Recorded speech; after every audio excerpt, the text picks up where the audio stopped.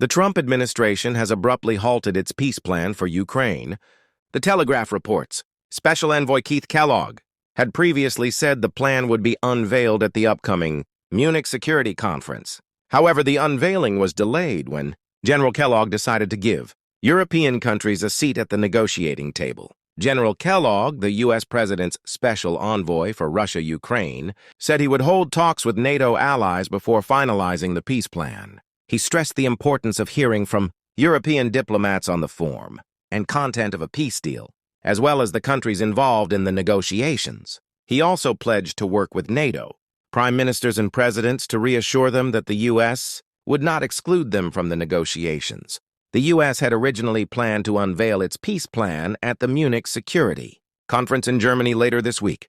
According to the Telegraph, the plan included continued military support for Ukraine in exchange for access to the country's rare earth resources. However, European officials who negotiated with General Kellogg were assured that the U.S. would increase Ukraine's involvement in negotiations with Russia. Although President Trump vowed to end the Russia-Ukraine conflict within 24 hours of taking office, that has not happened. General Kellogg has been given an additional 100 days to broker a peace deal. The negotiations could be delayed further as General Kellogg is scheduled to meet with leaders of NATO member states.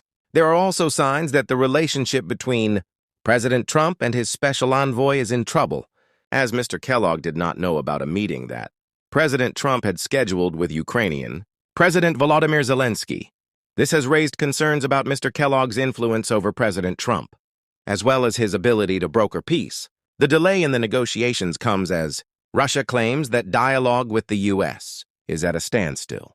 Moscow insists that it has not received any convincing proposals to join the negotiations. Although President Trump said he had a conversation with President Putin, he did not disclose a specific time.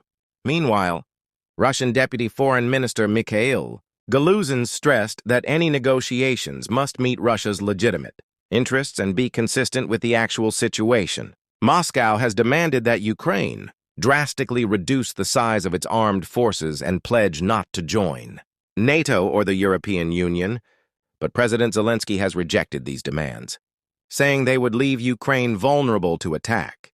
Talks continue this weekend with European and NATO leaders, while Britain will host a Ramstein group meeting of 50 countries supporting Ukraine.